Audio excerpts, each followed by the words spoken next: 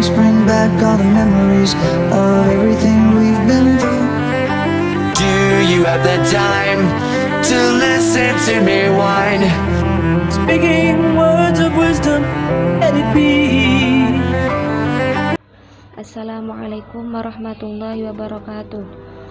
Alhamdulillahirabbil alamin wa bihi nasta'in ala umurid dunya waddin. Wassalatu wassalamu ala asyrafil anbiya'i wal mursalin wa ala alihi wa sahbihi ajmain, amma ba'du. Yang terhormat dosen pengampu mata kuliah metodologi pembelajaran Ibu Naifah MSI dan juga teman-temanku yang saya cintai. Kami dari kelompok 14 akan mempresentasikan makalah yang berjudul Strategi Pembelajaran Aktif yang beranggotakan saya, Sulfatul Aswiyah, dan teman saya, Rofiatun Nisa. Baik, untuk pembahasan yang pertama akan disampaikan oleh Rofiatun Nisa. Saya langsung saja akan menjelaskan tentang pengertian strategi pembelajaran aktif atau active learning, atau juga at-ta'allamun nasyid. Pembelajaran aktif adalah bentuk pembelajaran yang memungkinkan siswa berperan secara aktif dalam proses pembelajaran, baik dalam bentuk interaksi antar siswa maupun siswa dengan pendidik dalam proses pembelajaran tersebut. Menurut Bonwell, pembelajaran aktif memiliki karakteristik sebagai berikut. Yang pertama yaitu ada penekanan proses pembelajaran bukan pada penyampaian informasi oleh pendidik, tapi pada pengembangan keterampilan pemikiran analisis dan kritis terhadap topik atau permasalahan yang dibahas. Yang kedua yaitu siswa tidak hanya mendengarkan pembelajaran secara pasif, tetapi mengerjakan sesuatu yang berkaitan dengan materi pembelajaran. Yang ketiga yaitu ada penekanan pada eksplorasi nilai-nilai sikap-sikap berkenaan dengan materi pembelajaran. Yang keempat yaitu siswa lebih banyak dituntut untuk berpikir kritis, menganalisa dan melakukan evaluasi. Yang kelima yaitu ada umpan balik dari proses dialektika yang lebih cepat akan terjadi pada proses pembelajaran. Jadi strategi pembelajaran aktif itu di sini adalah siswa dituntut lebih aktif daripada guru. Jadi siswa itu lebih berperan aktif seperti aktif mencari materi sendiri atau aktif mencari pengetahuan yang lebih luas itu dari dirinya sendiri, seperti ke perpustakaan mencari buku-buku bacaan atau lewat web atau dari materi-materi manapun yang dapat diperoleh untuk mendapatkan materi tersebut. Jadi siswa itu bagaimana caranya berusaha lebih aktif dari dirinya sendiri, bukan dari mengajar. Selanjutnya yaitu di samping karakteristik tersebut, secara umum suatu proses pembelajaran aktif memungkinkan diperolehnya beberapa hal. Yang pertama yaitu interaksi yang timbul selama proses pembelajaran akan menimbulkan positif interdependence, di mana konsolidasi pengetahuan yang dipelajari hanya dapat diperoleh secara bersama-sama melalui eksplorasi aktif dalam belajar. Yang kedua yaitu setiap individu harus terlibat aktif dalam proses pembelajaran dan pengajar harus dapat mendapatkan penilaian untuk setiap mahasiswa sehingga terdapat individual accountability. Yang ketiga yaitu ada proses pembelajaran aktif ini agar dapat berjalan dengan efektif diperlukan tingkat kerjasama yang tinggi sehingga akan menempuh social skills. Yang selanjutnya yaitu adalah metodologi strategi pembelajaran aktif. Pembelajaran pada semua tingkatan adalah berupaya mengembangkan pengetahuan, knowledge, keterampilan, skills, dan sikap attitude. Dalam rangka mengembangkan tiga hal tersebut, terdapat berbagai macam metode active learning, yaitu yang pertama ada the true or false atau benar atau salah. Metode ini merupakan aktivitas kolaboratif yang mengajak siswa untuk terlibat ke dalam materi secara langsung. Metode ini meminta kepada siswa untuk menyatakan benar atau salah atas pernyataan yang ditulis oleh guru pada masing-masing kartu. Jadi, guru itu nanti memberikan kartu kepada siswa masing-masing. Dalam kartu itu berisi tentang jawaban-jawaban yang udah diberikan oleh guru. Jadi nanti guru itu memberikan soal, nanti siswa itu maju menempel itu jawaban itu benar atau salah, seperti itu. Yang kedua ada guided teaching atau pembelajaran terbimbing. Metode ini merupakan aktivitas untuk mengetahui tingkat pemahaman siswa atau untuk memperoleh hipotesa. Metode ini meminta kepada siswa untuk membandingkan antara jawaban mereka dengan materi yang telah disampaikan oleh guru. Jadi pembelajaran terbimbing itu biasanya itu ada kelompok kecil. Nanti guru itu memberikan soal, tapi guru itu udah memberikan jawaban. Jadi nanti ketika siswa itu menjawab, jawaban itu akan dibandingkan sama jawaban yang udah dibikin oleh pengajar.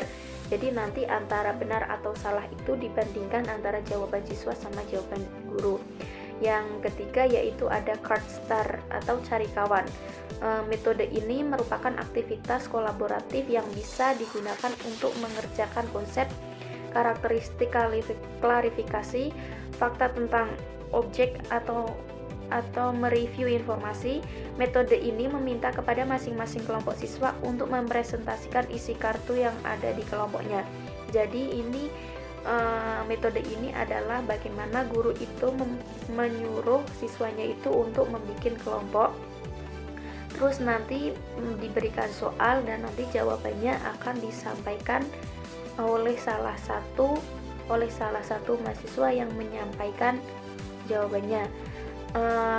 Kemudian poin D adalah the power of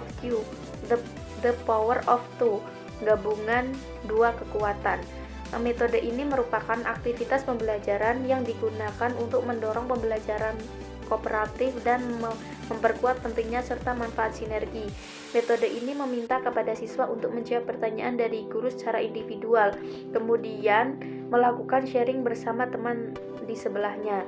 Berarti cara ini yaitu guru memberikan soal, lalu soal itu dijawab secara individu, namun nanti kita itu sharing kepada teman di sebelahnya, dan nanti dari kedua jawaban teman di sebelahnya itu disamakan, jadi jawabannya itu sama atau berbeda. Yang berikutnya yaitu poin E adalah rotating rules atau permainan bergilir. Metode ini merupakan aktivitas yang memberikan kesempatan kepada siswa untuk melatih kecakapan dalam bermain peran terhadap situasi kehidupan nyata. Metode ini meminta kepada siswa untuk membuat skenario kehidupan yang nyata berkaitan dengan materi yang sedang didiskusikan. Jadi metode ini adalah di mana guru itu memberikan materi, terus nanti siswa itu bagaimana caranya siswa itu mempraktekkan materinya dalam pembelajaran. Misal materi yang diberikan itu apa, dalam kehidupan nyata yang terjadi itu apa. Jadi nanti setiap siswa itu maju untuk praktek yang sesuai dengan materi yang diberikan oleh guru. Selanjutnya materi berikutnya akan dijelaskan oleh Zulfatul Asfiyah. Untuk pembahasan yang selanjutnya yaitu karakteristik strategi pembelajaran aktif. Sekolah yang melakukan pembelajaran aktif dengan baik harus mempunyai karakteristik. Di antaranya yaitu yang pertama, pembelajaran berpusat pada siswa. Siswa berperan lebih aktif dalam mengembangkan cara-cara belajar mandiri. Siswa berperan serta pada perencanaan, pelaksanaan, dan penilaian proses belajar. Pengalaman siswa lebih diutamakan. Di sini semua peserta didik terlibat secara aktif dalam kegiatan belajar mengajar. Kemudian yang kedua yaitu guru membimbing dalam terjadinya pengalaman belajar. Di sini peran guru bukan satu-satunya sumber belajar, melainkan guru hanya memberikan peluang bagi siswa agar dapat memperoleh pengetahuan atau keterampilan sendiri melalui usaha sendiri dan dapat mengembangkan motivasi dari dalam dirinya. dan dapat pula mengembangkan pengalaman untuk membuat suatu karya. Kemudian yang ketiga yaitu tujuan kegiatan pembelajaran tidak hanya untuk sekedar mengajar standar akademis. Selain pencapaian standar akademis, kegiatan ditentukan untuk mengembangkan siswa secara utuh dan seimbang, yakni untuk mengembangkan keterampilan pemikiran dan daya analisisnya. Kemudian yang keempat, pengolahan kegiatan pembelajaran ditekankan pada kreativitas siswa dan memperhatikan kemajuan siswa untuk menguasai konsep-konsep dengan mantap. Di sini kegiatan yang dominan yang dilakukan siswa yaitu seperti membaca, melihat, mendengarkan, melakukan eksperimen, dan berdiskusi tentang materi pelajaran. Kemudian yang terakhir yaitu penilaian dilakukan untuk mengukir dan mengamati kegiatan dan kemajuan siswa serta mengukur keterampilan dan hasil belajar siswa. Dan pembahasan yang terakhir yaitu mengenai faktor yang mempengaruhi strategi pembelajaran aktif. Faktor-faktor pendukung pelaksanaan pendekatan belajar aktif diantaranya yaitu yang pertama, sikap mental guru. Di sini para guru hendaknya menyadari tentang perlunya pembaharuan strategi belajar mengajar. Untuk itu, para konsultatif diharapkan mengikuti tentang pembaruan tersebut, sehingga mempunyai kesiapan mental untuk melaksanakan pendekatan belajar aktif. Kemudian yang kedua yaitu kemampuan guru. Para guru hendaknya mempunyai beberapa kemampuan yang dapat menunjang keberhasilan dalam melaksanakan kegiatan belajar mengajar. Seorang guru itu dituntut untuk mampu menguasai isi pokok mengajar, isi pokok pelajaran pendidikan agama Islam yang akan disampaikan dalam mengajar. Guru juga harus mampu mengatur siswa dengan baik, mengembangkan metode pengajar yang diterapkan, mengadakan evaluasi dan membimbing siswanya dengan baik. Di sini kemampuan guru dalam menyampaikan tujuan pembelajaran, kegiatan-kegiatan yang akan dilakukan peserta didik, dan materi harus disampaikan dengan jelas dan dapat dipahami oleh siswa. Kemudian, penyediaan alat peraga atau media. Dalam kegiatan belajar mengajar, maka alat atau media sangat diperlukan agar dapat menunjang tercapainya tujuan pendidikan. Alat atau media ini harus diupayakan selengkap mungkin agar segala aktivitas mengajar dapat dibantu dengan media tersebut, sehingga guru tidak terlalu banyak mengeluarkan tenaga dalam menyampaikan materi atau bahan pelajaran yang akan disampaikan. Di sini alat peraga atau media juga berfungsi untuk memudahkan peserta didik untuk memahami materi tersebut. Kemudian kelengkapan kepustakaan. Kepustakaan sebagai kelengkapan dalam menunjang keberhasilan pengajaran hendaknya diisi dengan berbagai buku yang relevan sebagai upaya untuk pengayaan terhadap pengetahuan dan pengalaman siswa. Kemudian yang terakhir yaitu menyediakan koran di sekolah. Agar siswa kaya akan informasi yang menarik, hendaknya sekolah menyediakan koran yang dapat dinikmati atau dibaca siswa dalam menangkap informasi-informasi baru yang sedang berkembang di masyarakat.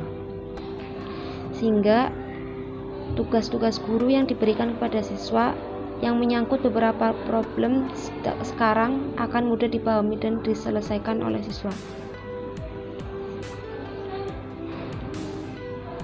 Penyediaan koran di sekolah juga bertujuan agar siswa sendiri tidak ketinggalan informasi.